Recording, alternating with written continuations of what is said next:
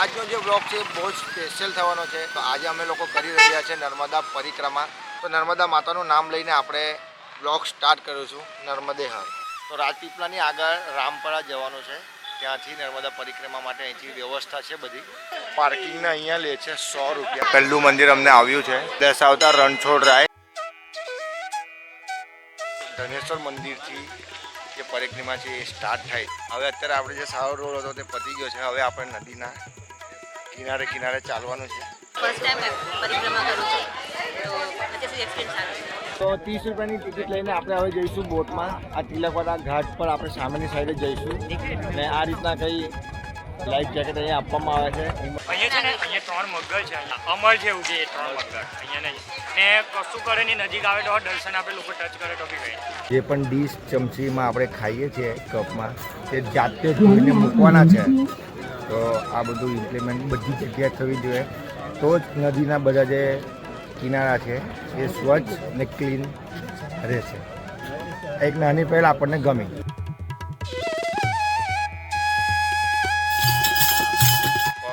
જવાબ આપવા માંડેલા છે થોડા ફરીથી 30 રૂપિયાની ટિકિટ લેવાની રહેશે પેલા ઘાટ પર જવા માટે.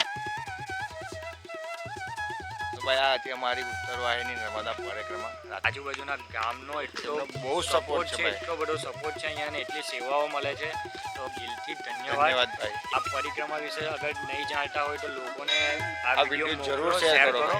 તમારે જો નર્મદા પરિક્રમા કરવી હોય તો ચૈત્ર મહિના આખો તમે ગમે ત્યારે 24 કલાક મંદિરો ચાલુ ખુલ્લા હોય, જ હોય છે. 24 કલાક સેવાઓ ચાલુ હોય, 24 કલાક આજુબાજુના ગામના લોકો સેવા આપે સપોર્ટ છે કરતા હોય અને છે. હા. પોલીસ કર્મીઓને પણ દિલથી ધન્યવાદ. બોલો નર્મદા મૈયા કી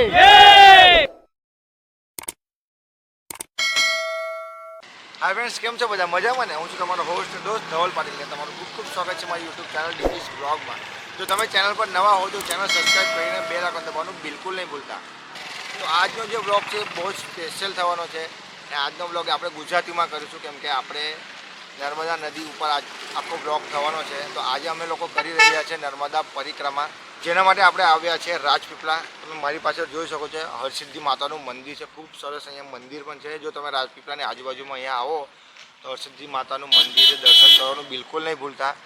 આજનો જે બ્લોગ છે એ આખી નર્મદા પરિક્રમા કેવી રીતના થાય છે, ક્યાંથી સ્ટાર્ટ થાય છે, બધી ડિટેલિંગમાં વિડીયો થવાનો છે. તો જે લોકો પરિક્રમા કરવાનું વિચારી રહ્યા છે નર્મદા પરિક્રમા તે લોકો માટે આ સ્પેશિયલ વિડીયો છે. તે લોકો મને આ જરૂરથી શેર કરજો. તો ચૈત્રમાં સ્ટાર્ટ થઈ ગયો છે. તો આ નર્મદા પરિક્રમા આખો મહિનો અહીંયાથી ચાલે છે.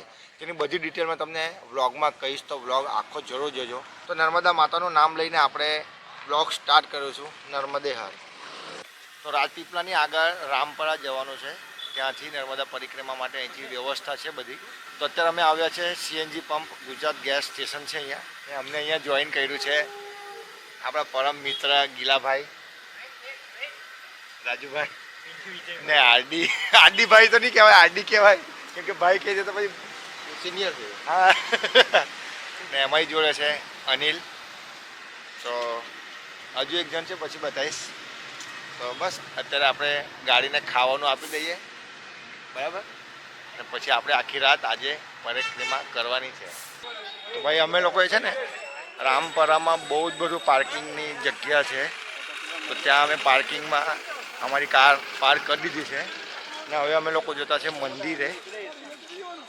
તો પાર્કિંગના અહીંયા લે છે 100 રૂપિયા.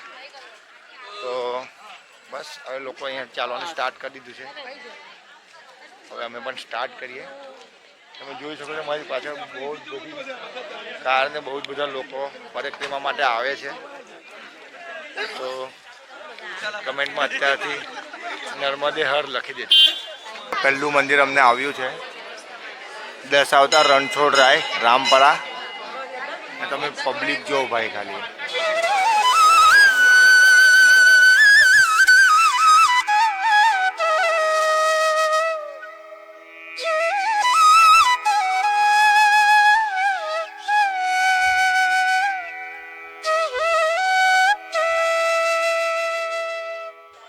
પાર્કિંગ પછી અમે લોકો પેલા મંદિરે ગયા જે તમને બતાવ્યું. હવે ધનેશ્વર મંદિરથી જે પરિક્રમા છે એ સ્ટાર્ટ થાય છે. તો આ છે મારી પાછળ ધનેશ્વર મહાદેવ મંદિર. ઓર તમને અહીંયા ચા નાસ્તો માટે સુવિધા છે, તો તમે લોકો ચા નાસ્તો અહીંયા કરી શકો.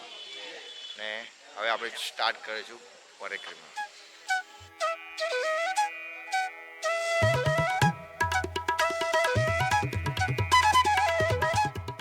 હવે અત્યારે આપણે જે સારો રોડ હતો તે પતી ગયો છે. હવે આપણે નદીના કિનારે કિનારે ચાલવાનું છે. તો આપણે અંધારામાં તમને તો દેખાય નહીં કે નદી ક્યાં છે, પણ જ્યારે અમે બોટની અંદર કાં તો ક્રોસ કરીશું નર્મદા નદીને ત્યારે તમને બતાવીશ. પણ હવે જે રસ્તો છે એ એકદમ આવો ધૂળધારવાળો જ છે, એટલે સાચવીને ચાલવું પડશે. આ પથ્થર પણ છે.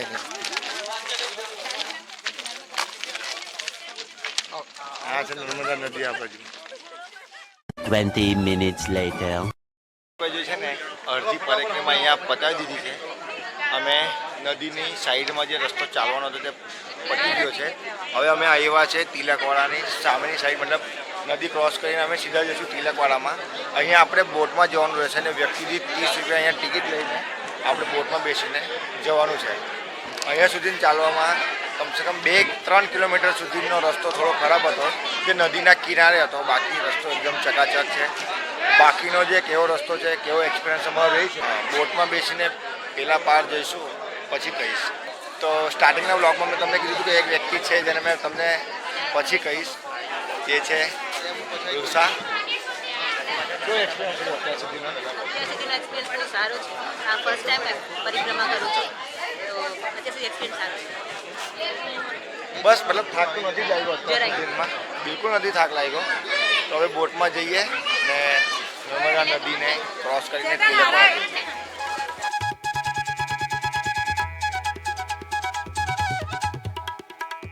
તો 30 રૂપિયાની ટિકિટ લઈને આપણે હવે જઈશું બોટમાં. આ તિલકવાડા ઘાટ પર આપણે સામેની સાઈડે જઈશું.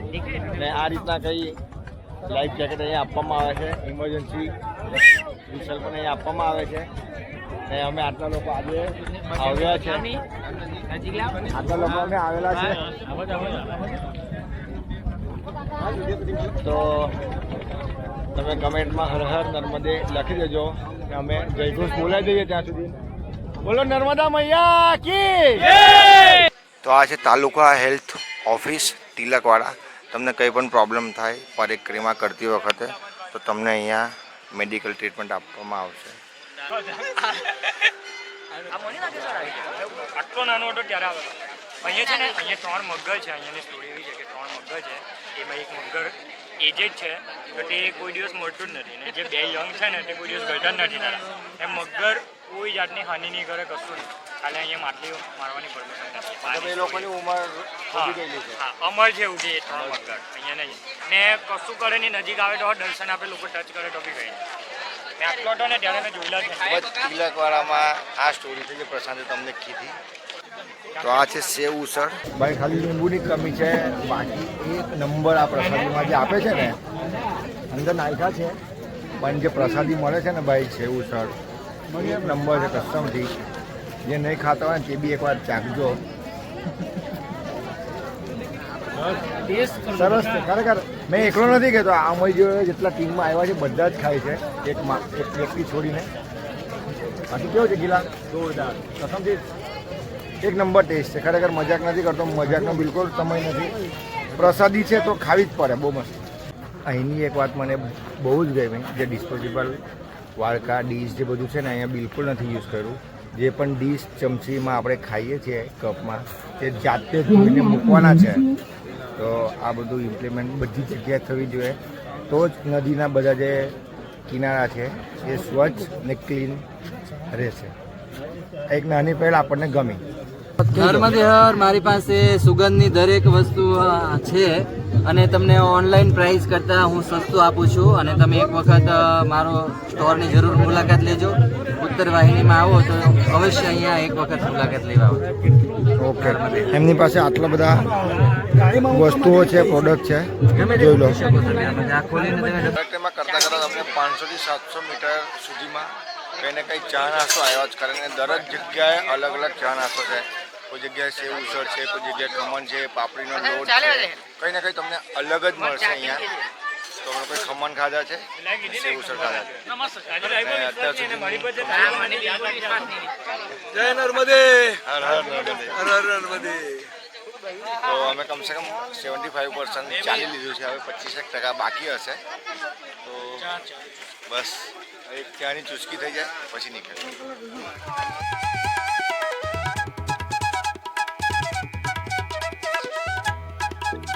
રિટર્નમાં આવતી વખત છે ને રસ્તો માટીવાળો છે પણ એકદમ સપાટ છે, વાંકા ચોકા ટેકરા નથી, તો ચાલવામાં તમને એટલી બધી પ્રોબ્લેમ નહીં થાય.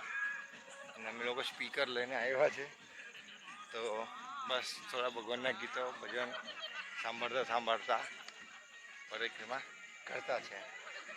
તો થાક એટલો બધો નથી લાગતો, પગ જવાબ આપવા માંડેલા છે થોડા પણ તો પણ હાર નથી માનવાની. હવે નજીક જ છે, બાજુમાં જ નદી છે, તમે જુઓ અહીંયા એક્ઝેક્ટ, અને અહીંયા અમે ચાલીએ છીએ. Hello friend. અને તમે ફ્રેન્ડ્સ ફેમિલી ગ્રુપમાં આવશો તો તમને વધારે મજા આવશે.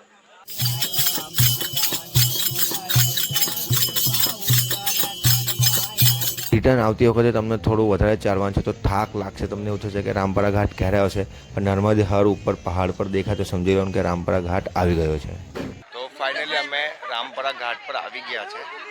હવે ફરીથી આપણે નર્મદા નદીને ક્રોસ કરીને પેલી બાજુ જવું પડશે, તો અહીંયા તમને બોટનો અવાજ આવતો જ હશે.